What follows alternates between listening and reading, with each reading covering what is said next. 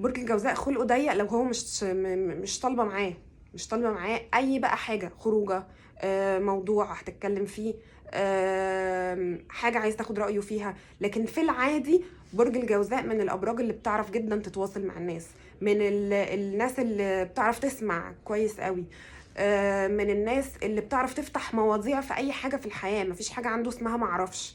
يعني لو بتتكلم معاه في الذره النوويه هتلاقيه معاك تمام. الفضاء، كل حاجه عنده فيها معلومه. ومن النوع اللي بيحب جدا جدا يتواصل مع الناس ويسمع، يسمع خبرات جديده ويتناقش وياخد ويدي في كل المواضيع.